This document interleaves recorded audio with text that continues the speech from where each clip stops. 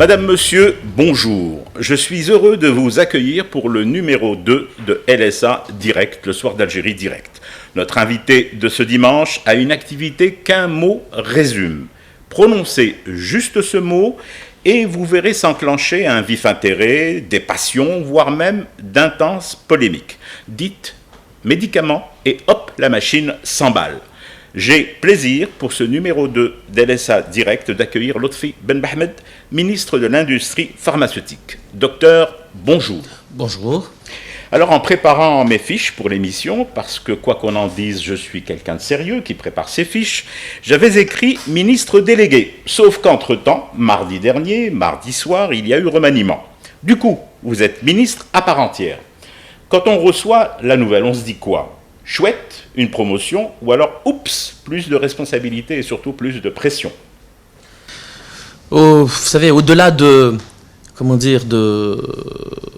la confiance renouvelée en ma modeste personne, c'est surtout l'industrie pharmaceutique qui, quelque part, c'est tout l'intérêt que porte le président de la République et le gouvernement actuel pour l'industrie pharmaceutique, qui a été identifié comme un segment de l'industrie, un segment de l'économie, un segment stratégique qui est valorisé. Et effectivement, dans un premier temps, en tant que ministre délégué, nous avons mis en place un certain nombre d'instruments réglementaires et un plan d'action que nous avons présenté au Conseil des ministres. Et il apparaissait que, effectivement, les instruments de régulation qui existaient au ministère de la Santé étaient insuffisants pour avoir une ambition légitime et faire de ce secteur celui qui devrait être, c'est-à-dire un secteur créateur de richesses, porteur de valeur ajoutée, qui pourrait à la fois prendre en charge la santé publique de notre pays, mais aussi, pourquoi pas, et c'est notre objectif, de venir constituer un hub, que l'Algérie constitue un hub pour l'industrie pharmaceutique dans la région, voire le continent. D'accord. Ceci pour effectivement les intentions. On va revenir à des situations un peu plus concrètes pour entrer dans le vif du sujet. Disons qu'on m'a prescrit un médicament que je ne trouve dans aucune pharmacie, et ceci depuis des mois. Mon coup de gueule, je le pousse contre qui ? Je le pousse contre vous, contre les producteurs locaux, contre les importateurs, contre le système ou tout bêtement contre le médecin généraliste ou spécialiste qui m'a prescrit ce médicament ? Contre tout le monde. Détaillé. Tout le monde a une part de responsabilité. Justement, c'est ce que je vous expliquais, c'est que aujourd'hui, l'équation est complexe. L'équation est complexe parce que le médicament, d'abord, ce n'est pas un monoproduit. C'est des milliers de références. C'est 3500 références en Algérie. 2200 qui sont fabriquées localement par la production locale. La production locale qui atteint aujourd'hui 52% de la valeur, pas du nombre de produits, de la valeur. Beaucoup plus en nombre de produits. 52% de la valeur, c'est près de 2 milliards d'euros. Donc, il y a des arbitrages qui doivent se faire entre la promotion de la production locale, l'importation, mais aussi la traçabilité du produit lui-même et de la responsabilité pharmaceutique, de l'importation, de la production à l'hôpital ou à la pharmacie d'officine jusqu'au patient. Donc, tous ces mécanismes-là déterminent, en fin de compte, et ont un impact sur la disponibilité, sur l'accessibilité aussi, sur le prix, mais surtout sur la disponibilité. Parce que comme vous dites, l'essentiel pour le malade, c'est que le produit soit disponible. Médecin, oui. Médecin, parce que le prescripteur, c'est lui qui remplit ce chèque qui va décider de la valeur, de la prise en charge et de la qualité de la prise en charge du malade, de la qualité et du produit en lui-même. Donc effectivement, il est fondamental, et c'est notre objectif, avec le travail qu'on est en train de faire avec la sécurité sociale et le ministère du Travail, justement, qu'il y ait la mise en place, et le ministère de la Santé, qu'il y ait la mise en place de protocoles thérapeutiques. Effectivement, il ne s'agit pas de prescrire, des fois, et ça arrive souvent, des médicaments qui n'existent même pas en Algérie, ou qui n'existent plus, ou qui sont dépassés. Donc déjà, à ce niveau-là, au niveau de la prescription, il doit y avoir une rationalisation et la mise en place de protocoles thérapeutiques avec ce qu'on est en train de mettre en place aussi, la définition de ce qu'on appelle les médicaments essentiels.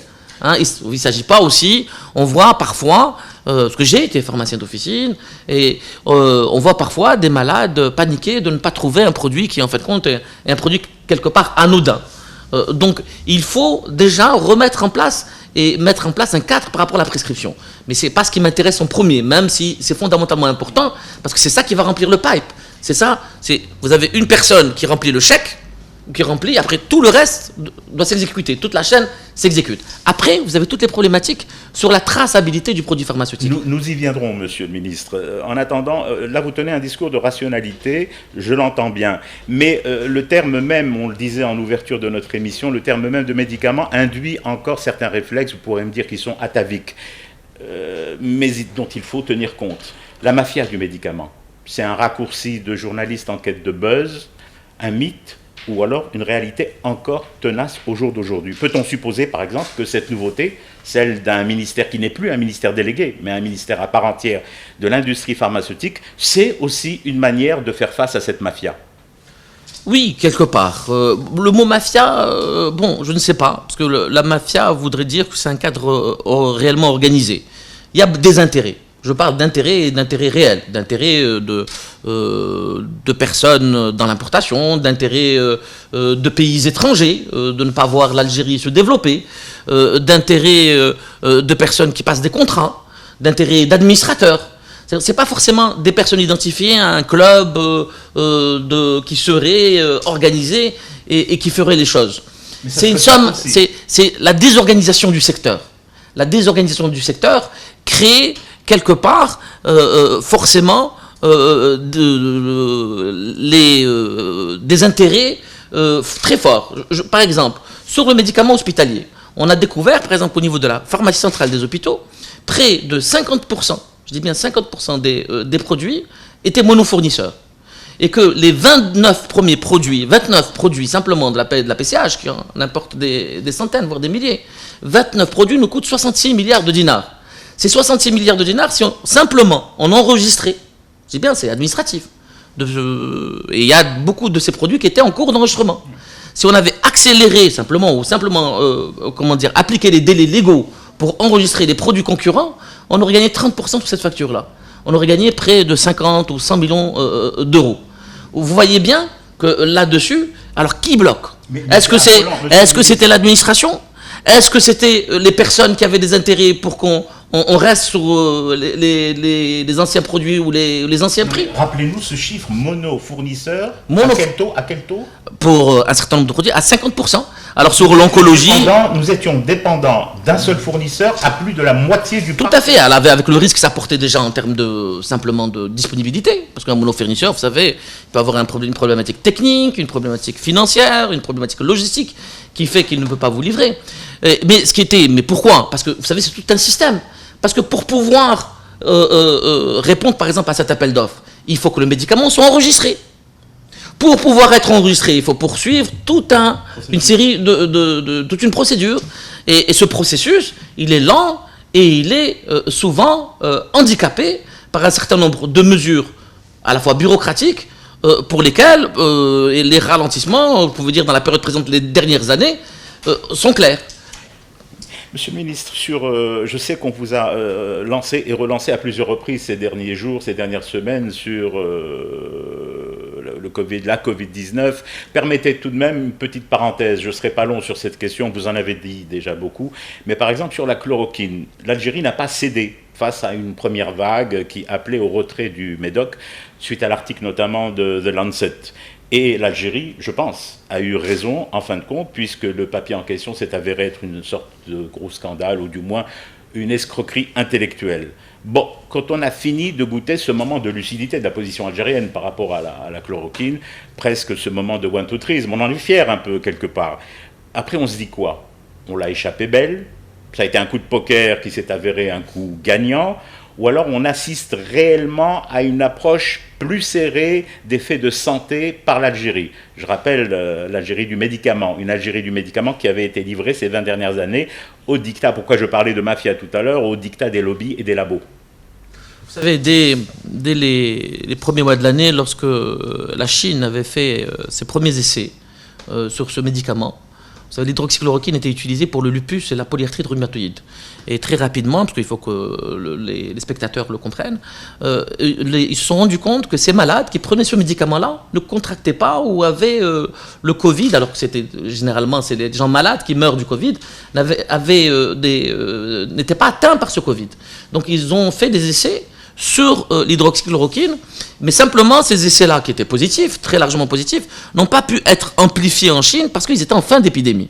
Par la suite, dans le sud de la France, un professeur a relancé ce protocole. Ce protocole thérapeutique, alors nous, dès que nous en avons entendu parler, nous avons d'abord pris la précaution, et c'était fondamental, d'assurer un stock de sécurité.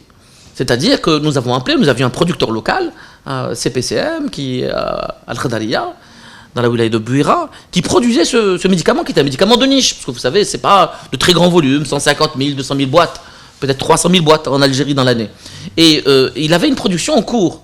Donc nous lui avons tout de suite demandé à ce que nous réquisitionnions cette production pour la mettre en réserve à la pharmacie centrale des hôpitaux. Il y avait aussi une autre quantité qui était importée par un laboratoire international pour lequel nous avons fait la même chose. Donc nous sommes assurés déjà de la disponibilité du produit. Et c'était déjà, quelque part pour nous, une manière de sécuriser au cas où ce protocole fonctionnerait. Et le comité scientifique algérien, effectivement, vous savez, la France et Paris n'est pas le centre du monde. Voilà. Ce protocole est utilisé dans plus de 50% des pays. Hein. Je dirais, il y a des milliards d'individus. Oui, mais malgré l'injonction de l'OMS, l'Algérie a tenu bon. Oui, elle a tenu bon. Pourquoi ? Simplement parce que, vous savez, lorsque vous êtes un professionnel de santé, ce qui vous intéresse, c'est de prendre en charge vos malades. C'est de les voir guérir. Et nous, au comité scientifique, dont j'ai l'honneur de faire partie, nous recevions tous les infectiologues, tous les chefs de service, les gens qui étaient sur le terrain, qui avaient les services Covid en Algérie. Lorsqu'ils ont vu ce que c'était la prise en charge d'un malade sans hydroxychloroquine et plus azithromycine, hein, c'est deux médicaments, et avec. Et ils ont vu, à l'époque, à Blida, qui était l'épicentre. L'épicentre. Les malades qui restaient 8-10 jours à l'hôpital, là, quand ils ont mis en place l'hydroxychloroquine avec l'azithromycine, au bout de 3-4 jours, ils allaient beaucoup mieux. Les délais ont été réduits. Tout le monde s'est senti beaucoup mieux, ils ont vu le taux de guérison. C'est-à-dire que c'était patent. C'était pas quelque chose où... Et vous savez, chez nous, entre nous, dans la santé, comme dans les autres métiers, il y a toujours beaucoup de polémiques. Il y a toujours des gens qui sont pour, des gens qui sont contre. 100% de nos services, nos infectiologues, 100% des médecins qui prenaient en charge leurs malades ont vu des résultats clairs. Bon, après, je veux dire, quand vous avez la preuve que ça fonctionne, vous n'allez pas être influencé par des organes qui, en fin de compte, ce sont des experts qui se réunissent dans des bureaux, qui ont peut-être aussi des conflits d'intérêts. On l'a vu même pour le H1N1 et tout ce qui s'était passé. Et puis aussi, je pense qu'il y a deux choses. Il y a les conflits d'intérêts, mais qui jouent sur autre chose, ce qu'on appelle aussi tout ce qui est, quelque part, le risque. Les sociétés actuelles, modernes, les lobbies jouent sur quelque part sur les risques, les peurs des dirigeants à vouloir mettre en place quelque chose qui pourrait avoir des conséquences sur leur parcours politique. Il y a un moment, il faut dans la vie prendre les décisions qu'il faut, et lorsqu'on dirige un pays ou un service ou un département, il faut prendre les décisions qu'on considère les plus adaptés à la situation pour prendre en charge des populations et s'éloigner des contraintes économiques, des pressions économiques. À propos de décision, et corrigez-moi si je me trompe, vous vous êtes assigné un objectif de 70% de production nationale. Est-ce qu'il y a un cap, un horizon daté pour cet objectif? Et puis, pouvez-vous préciser, si possible, de quoi on parle exactement? Est-ce que, par exemple, ça inclut les fameuses molécules innovantes, celles issues de la biotechnologie? Complètement. Alors, pour parler vrai, notre cap, nous le définissons dans 2 ans. Nous pensons que dans 2 ans, nous arriverons aux 70%. Nous avons aujourd'hui, vous savez, depuis 2017, la croissance de l'industrie pharmaceutique faisait un plateau. Il y avait un plateau, il y avait une forte croissance de 17% et par an, qui était très importante. Et là, il y a une forme de plateau, ça s'est affaissé. Pourquoi ? Parce que justement, alors que nos industriels allaient sur des projets structurants, avec des molécules innovantes, avec un transfert technologique réel, avec des formes galéniques ou thérapeutiques intéressantes, les injectables, beaucoup de nouvelles technologies, l'insuline. Et nous voyons ces industriels bloqués avec des contraintes bureaucratiques inadmissibles, sur lesquelles je combats et j'ai combattu. À ce propos, permettez, s'il vous plaît, parce que là vous me tendez la perche. Lors de votre récent passage chez nos confrères et amis de la chaîne 3, vous aviez évoqué justement une trentaine, si je ne m'abuse, d'unités de production bloquées. Vous en êtes où précisément sur ce dossier ? J'espère avec mon portefeuille. Bon, à force de pression, j'ai réussi à débloquer certains verrous. Pas plus tard qu'il y a quelques jours, il a fallu des écrits, il a fallu, même en tant que ministre délégué, hein, vous savez, je suis heureux aujourd'hui d'avoir un département ministériel qui me permettra de mettre en place un organigramme et des outils pour prendre en charge ces problématiques. Parce qu'elles ne pouvaient pas être prises en charge en l'état actuel. Et très sincèrement, il m'a fallu près de 4 ou 5 mois pour que des bureaucrates signent de simples bordereaux de versement qui devraient être signés dans la journée, que les laboratoires mettaient 2 ans à avoir, ou 1 année et demie à avoir. Alors que c'est fatal pour le médicament, un tel Oui, laps de temps. c'était juste une petite... Vous savez, pour déposer un dossier d'enregistrement, vous devez payer simplement des droits. Et vous déposez un papier, on devait vous mettre un cachet dessus. Avec ce cachet-là, vous allez payer vos droits et vous mettez ça dans votre dossier d'enregistrement qui, là, suit une procédure technique. Pour simplement avoir ce papier-là, qu'on vous tamponne... 2 années. Oui, certains produits ont 2 années, 1 année. Autant demander à l'entreprise de mettre la clé sous le paillasson. Il y a des entreprises qui avaient 95 produits bloqués, d'autres 30 produits, d'autres 40 produits. Et vous parlez de disponibilité, par exemple, il y avait un impact réel sur la disponibilité de ces produits pharmaceutiques. Et aujourd'hui, vous savez, parce qu'en plus, ce sont des problématiques, quand vous avez un problème maintenant, ça joue sur la disponibilité peut-être dans 6 mois ou dans 1 an. Parce que, par exemple, une société qui déplace son unité de produits pharmaceutiques, qui change de matière première, qui fait ce qu'on appelle une variation majeure, elle doit refaire son enregistrement. Je parle de production nationale, je ne parle pas d'importation. Ou de nouveaux produits. Et si vous ne les enregistrez pas dans les délais, vous savez, ces médicaments sont produits, c'est des lots de validation.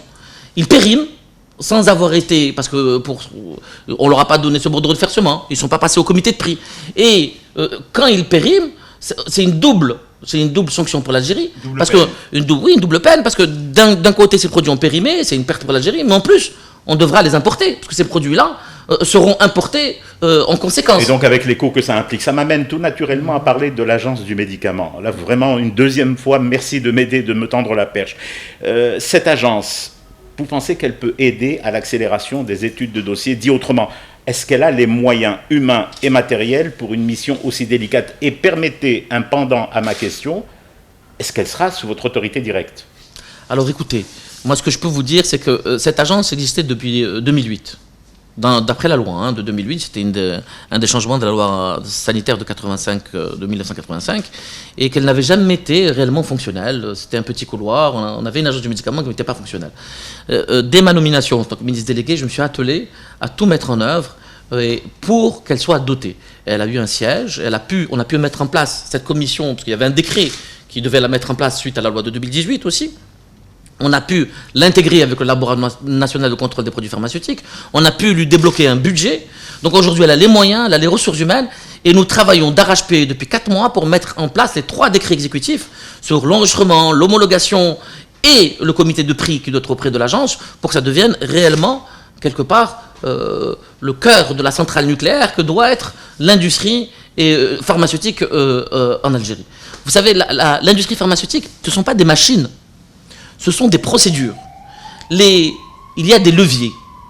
Les leviers, ce sont l'enregistrement, ce sont les prix, ce sont la protection de la production nationale. Et ces leviers-là sont au sein de l'agence. Si nous devons faire une politique pour promouvoir l'industrie pharmaceutique, nous devrons bien sûr... l'agence reste, je veux dire, un instrument fondamentalement important. Donc elle est sous votre autorité. Notre ministère est nouveau, je ne veux pas préjuger aussi de son organigramme. Ça serait, disons, logique que les choses se fassent Toujours dans le cadre de vos missions, l'une de ces missions, et là aussi vous rectifierez si je dis des bêtises, c'est de mettre sur pied l'arsenal réglementaire encadrant le développement de l'industrie pharmaceutique. Mais dans la foulée, Vous a-t-on ou compte-t-on le faire aussi charger des textes concernant l'exercice de pharmaceutique de manière plus générale? Je rappelle que vous êtes pharmacien, et qui mieux qu'un pharmacien pour savoir que cette activité, depuis très longtemps, a souvent souffert de zones d'ombre, d'interprétations parfois même surprenantes des textes pourtant déjà existants.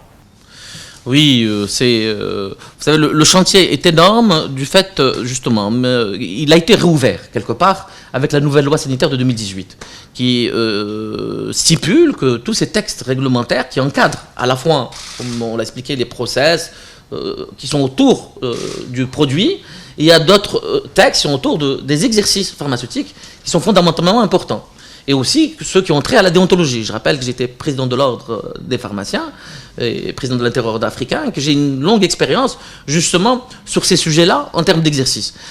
La pharmacie hospitalière, la pharmacie d'officine, le pharmacien industriel, le pharmacien distributeur, son exercice, la traçabilité de la responsabilité pharmaceutique est peut-être plus importante que celle du produit. Je m'explique, si vous avez un niveau, tous les pays qui ont un système pharmaceutique intégré de haut niveau, ce sont des pays où justement cette responsabilité est totalement identifiée, est totalement opposable. C'est-à-dire le pharmacien responsable, il est tenu dans tous ces établissements de rapporter toutes les problématiques qui pourraient se passer dans son entreprise à l'autorité. Quelque part, c'est lui qui est garant de la qualité, de la disponibilité et de la traçabilité des produits pharmaceutiques. Le produit pharmaceutique, vous savez, il est complexe, c'est pas comme un produit alimentaire. Un produit alimentaire, vous l'ingérez, il est bon, il n'est pas bon, vous avez des calories, bon, il faut qu'il ne soit pas toxique, effectivement. Mais un médicament, vous savez, il a ce qu'on appelle une balance bénéfice-risque. C'est-à-dire qu'il peut vous faire du bien, il peut aussi vous intoxiquer. Et la dose est fondamentalement importante, la qualité est fondamentalement importante, et la qualité est réservée à tous les échelons. Je parle aussi de la pharmacie hospitalière. La pharmacie hospitalière, vous savez, joue un rôle lorsqu'on voit toute la gabégie qu'il y a eu, pas simplement dans les centrales d'achat, mais même dans la gestion directe des structures. Les pharmacies hospitalières dépendaient de la sous-direction des achats. C'est-à-dire que c'est la même personne qui achetait le lait, le pain, la viande, qui achetait les médicaments et qui avait sous sa coupe le pharmacien hospitalier. Désormais, avec la loi 2018, qui devra être traduite par des textes réglementaires, le pharmacien hospitalier, la pharmacie hospitalière fera partie du plateau technique au même titre que la radiologie ou le laboratoire d'analyse. Depuis quelques semaines, sur le net, nous assistons à la vente en ligne de certaines médications. J'utilise le terme vague de médication. Je rappelle que la loi sur le e-commerce interdit toute vente en ligne de médicaments et de dispositifs médicaux. Bon. Il est vrai que cette loi, pour le moment, ne concerne pas les compléments alimentaires, pour le moment. Mais tout de même, ne pensez-vous pas, docteur et ministre Ben Bahmed, que ça peut déboucher sur des dérives? Ça serait quoi, selon vous, les garde-fous? Est-ce qu'il faut légiférer, encore légiférer? Oui, complètement. Complètement. Vous savez, les compléments alimentaires, c'est quelque part un biais qui a été utilisé par un certain nombre d'intervenants pour essayer de pénétrer les produits de santé. Et surtout, c'est une énorme arnaque pour les consommateurs. Au début, votre première question, qui était pertinente, était sur les ruptures et sur ce que perçoit le citoyen algérien face aux médicaments. Le complément alimentaire n'est pas un médicament. Et il ne doit pas être considéré comme un médicament. Mais par contre, à certaines doses, il devient actif. Et il doit être perçu comme un produit pharmaceutique. Or, on voit dans le monde... D'où dangerosité. Tout à fait. On voit aujourd'hui dans le monde de nombreux compléments alimentaires, parce qu'à l'origine, le complément alimentaire, vous ne deviez pas avoir des dosages qui dépassent, je dis bien qui dépassent, ce que vous trouvez dans votre alimentation quotidienne. Et c'était une supplémentation, c'est-à-dire si vous mangez mal, vous preniez ce complément alimentaire qui pourrait vous apporter ce que vous n'avez pas. Mais... c'est-à-dire si, par exemple, votre dose quotidienne, c'est d'être 20 mg de tel minéral, il ne doit y avoir que 20 mg, pas au-delà. Or, aujourd'hui, on voit sur certaines vitamines ou certains produits des dosages qui sont ceux de produits pharmaceutiques. Donc, il y a un vide réglementaire qu'il faut très rapidement combler. Nous avions travaillé déjà dessus avec le ministère de la Santé et le ministère du Commerce, que les compléments alimentaires étant un produit alimentaire, le leadership de ce groupe-là, la réglementation est faite par le ministère du Commerce, à raison. Voilà. Mais ce qu'il faudrait, c'est justement définir ces dosages et qu'au-delà d'un dosage, ça devienne un produit pharmaceutique. Et surtout, qu'on arrête ces publicités mensongères. Ben, j'allais vous poser justement le pendant à ma question, et celui-ci. Vivra-t-on à nouveau, ce que je n'espère pas, le cauchemar de l'irruption sur le marché algérien de ce qu'on avait qualifié, souvenez-vous, il n'est pas besoin de citer aujourd'hui des marques, mais de ces médicaments dits miracles qui guérissaient, entre guillemets toujours, un spectre large de pathologies. Moi, je le citerai, le RHB et le charlatanisme.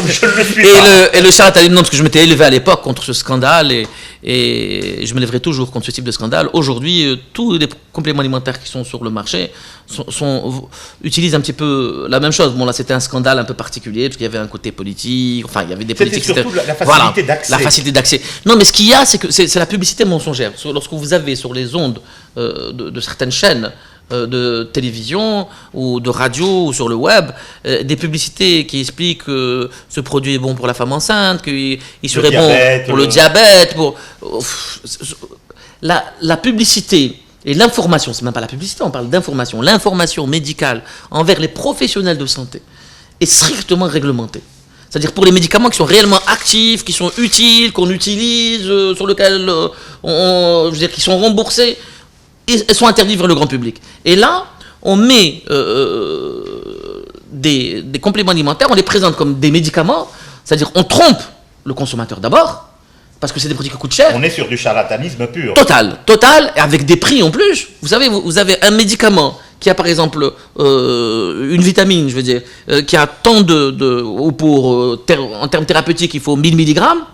Vous allez trouver le complément alimentaire où il y a 200 mg, il y a 5 fois moins que dans le médicament, et qui va être 10 fois plus cher. Mais c'est surtout beaucoup de surfacturation aussi à l'importation. Parce qu'entre nous, lorsqu'on voit tous ces boutiques, soi-disant d'herboristes, qui vendent surtout des compléments alimentaires, qui viennent de pays étrangers, où certains propriétaires étaient même en prison dans leur pays, au Moyen-Orient, et qui ont ouvert ici à certains pendant des locaux à 500, 600 000 dinars par mois dans les grandes artères de nos villes. Ils ramènent des grandes boîtes de compléments alimentaires où forcément ils vivent, lorsque vous voyez certainement leur importation ou sur la surfacturation. C'est des produits qui ramènent de Chine qui coûtent 1 euro et qui revendent ici l'équivalent de 2000 dinars, c'est-à-dire 20 fois plus cher. Ce que vous aviez par pudeur refusé, entre guillemets, de nommer mafia, que moi, avec mes gros sabots, j'avais aussi appelé mafia, parce que arriver à tisser une toile et à s'immiscer dans un marché tel que ça a été observé sur ces 20 dernières années, ce sont des pratiques mafieuses. La pieuvre qui avance. C'est-à-dire que, effectivement, vous savez, dans ce monde, avec la mondialisation, les systèmes doivent être justement réglementés, encadrés, inspectés, et quand vous avez des faiblesses, les gens défendent leurs intérêts et profitent, et ça peut aller effectivement sur cette partie-là, sur ce terrain-là, parce que là, vous savez, lorsqu'on parle de compléments alimentaires, il y a l'aspect de fausse publicité, mais il y a l'aspect aussi de toxicité. Et je voudrais intervenir là-dessus parce que vous savez, sur ces produits-là, ils ne sont pas contrôlés comme le médicament. Le médicament, il est contrôlé lot par lot, qu'il soit fabriqué localement ou importé. Ces produits, non. Et ces produits, très souvent, il y a dedans des actifs, ils sont même mélangés avec des médicaments. Il y a eu beaucoup de scandales dans beaucoup de pays dans le monde, même en Europe, où on a trouvé des produits, des amphétamines mélangés avec des vitamines, où on a trouvé des produits pour le dysfonctionnement érectile mélangés avec des plantes, pour dire que ça fonctionnait, alors que c'était mélangé justement avec du Viagra ou du Cialis, etc., etc. C'est-à-dire aujourd'hui, la contrefaçon, et ça, je veux dire, nos services de sécurité le savent, parce qu'ils travaillent avec Interpol, etc. La contrefaçon, et il y a des enquêtes en cours là-dessus, passe aussi par le complément alimentaire, ou cette espèce de complément alimentaire qu'on ramène de pays étranges, etc. Moi, ce que je vous dis très sincèrement, c'est qu'aujourd'hui, nous avons une industrie pharmaceutique que nous continuerons à développer. Il faut faire confiance aux médicaments, et il faudrait, à mon avis, interdire complètement l'importation de ces compléments alimentaires qui nous coûtent cher et qui ne servent à rien. Si, comme il y a toujours un besoin, vous savez, cet univers de la bobologie où les gens aussi ont besoin de consommer des produits de supplémentation, je ne suis pas contre, et des vitamines, bien au contraire, parce que, mais qui soient produits localement, c'est très facile, et il y a des gammes qui sont produites localement. Il y a déjà beaucoup de produits qui sont... Après, il faudra réglementer de manière stricte tout ce qui est ce qu'on appelle allégation thérapeutique. de ces produits-là. Et il faudrait strictement interdire un complément alimentaire doit être remplacé. Voilà. Je pense que ça sera fait. J'aurais voulu terminer sur cette note un peu optimiste d'un chantier donc, que vous décrivez, mais je n'aurais pas été tout à fait honnête. Il y a une question qui m'est presque commandée par un certain nombre de patients, de malades, qui savent que je vous reçois aujourd'hui dans le cadre de LSA Direct. Et cette question me tient à cœur aussi parce qu'il s'agit d'un véritable drame de santé, si on peut appeler ça un drame de santé. Trouvez-vous normal en 2020, dans un pays producteur de pétrole et de gaz, que des malades des cancers, pas de cancer, mais des cancers, des différents cancers, en soient encore à manquer de certains traitements, que les oncologues et les médecins de manière générale, vous en êtes un, lèvent parfois les bras au ciel, exprimant par là leur désarroi et leur impuissance. Je répète, trouvez-vous normal qu'on puisse mourir d'un cancer, non pas parce que tous les protocoles de soins ont été tentés en vain, mais juste faute de traitement? Non, je ne trouve pas ça normal. Je trouve pas ça normal et moi aussi je m'élève contre cette situation-là. Mais cette situation-là n'est pas due au manque de moyens mis en place par l'État. Parce que lorsque vous voyez simplement la facture d'importation de produits d'oncologie que nous avons en Algérie, elle équivaut le marché global peut-être de certains pays voisins. Je parle d'oncologie simplement. Soit une grande partie de la facture de la pharmacie centrale des hôpitaux, je crois près de 600 millions d'euros, sont consacrés à l'oncologie et à l'hématologie. Et le problème, c'est la rationalisation de ces moyens. À quel prix on achète ces produits-là? Quel type de produits on achète? Qui prescrit ces produits-là? Quels sont les protocoles thérapeutiques admis? Il y a aussi la responsabilité aussi des prescripteurs, à ce niveau-là, des sociétés savantes, du ministère de la Santé, de mettre en place des protocoles thérapeutiques clairs pour pouvoir prendre en charge, acheter les molécules qu'il faut. Et aussi laisser les producteurs nationaux qui veulent les produire le faire. Nous avons plusieurs. On les freine? Oui, il y a eu des freins comme les autres industries. Ils ont sur ce segment-là aussi, particulièrement. Oui, aussi. Alors il y a cela, il y a aussi le marché de l'insuline. Le marché de l'insuline qui coûte, c'est 400 millions. Alors c'est bien simple. L'oncologie, 600 millions de dollars. Le diabète, enfin l'insuline simplement, monoproduit 400 millions. À eux deux, c'est 1 milliard de dollars d'importation. Plus de la moitié de la facture de l'importation du médicament. Donc, complètement. Donc, il est essentiel, pour nous, en tout cas pour moi, pour mon département, d'agir pour que ces produits soient intégrés le plus rapidement dans notre industrie pharmaceutique. C'est ça qui nous permettra d'arriver aux 70%. Nous avons 3 projets sur l'insuline qui tardaient à se mettre en place. Certains étaient plus ou moins avancés, d'autres complètement bloqués. Il faut qu'on accélère et qu'on mette en place. C'est 400 millions d'euros qu'on peut gagner sur 3-4 produits. Il ne s'agit pas de 3500 produits. Sur 3-4 produits. Sur l'oncologie, la même chose. Sur l'oncologie, déjà, on peut, ce qu'on appelle enregistrer les biosimilaires. C'est-à-dire des médicaments qui ont le même effet, qui sont vendus en Europe, qui sont reconnus. Ce pas des produits de qualité douteuse qui seraient vendus dans des pays. Non, on parle de produits et sur lesquels on gagnerait 40, 50%, 60% du prix. Ou sinon, on pourrait renégocier avec les laboratoires des baisses de prix très facilement. Donc, ce que je dis, il n'est pas normal. Je répète, 2020. Vous avez fait le lien entre nos moyens et la situation de certains malades et de certains trucs. C'est ce lien qu'il faut faire. Parce que les moyens sont mis en place. Les moyens ont été mis en place. Ils sont mis en place beaucoup plus que dans les pays voisins. Et étonnamment, on voit des Algériens aller vers ces pays-là pour se soigner, alors que ces pays-là ont beaucoup moins de moyens que nous. C'est donc la rationalisation de ces moyens, c'est aussi la mise en place réellement d'un cadre réglementaire qui permet de rationaliser et d'accélérer et aussi de monitorer tout ça dans la transparence, avec de la numérisation aussi. Ce sont 2 maîtres mots, numérisation et transparence, qui gênent beaucoup de monde et qui devront être mis en place. En tout cas, c'est Votre souhait. C'est tout le sens de ma mission. Et ça nous permet de nous donner rendez-vous pour une prochaine émission, on ne sait pas laquelle, mais elle aura lieu, je l'espère, sur ces 2 dossiers, l'insuline et les... Tout à fait, et sur lequel je serai appelé à rendre des comptes à nos concitoyens, oui, à nos concitoyens sur l'avancée de ces dossiers-là. Et si je devais rencontrer des obstacles, continuer à me battre pour que ces obstacles soient levés. Vous savez, très sincèrement, il y a réellement la volonté de passer à autre chose. La Nouvelle République, elle existe. Elle va se traduire sur le terrain. En tout cas, moi, c'est tout le sens de mon engagement à travers ce nouveau ministère. Nous jugerons sur pièce. Docteur Ben Mohamed, merci d'avoir répondu à l'invitation de LSA Direct, l'émission d'actualité du Soir d'Algérie. Je rappelle que vous êtes ministre en charge de l'industrie pharmaceutique.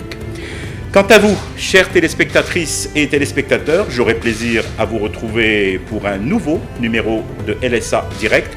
Notez bien le rendez-vous, dimanche prochain à 10h. En attendant, prenez soin de vous. En le faisant, vous prenez soin des autres.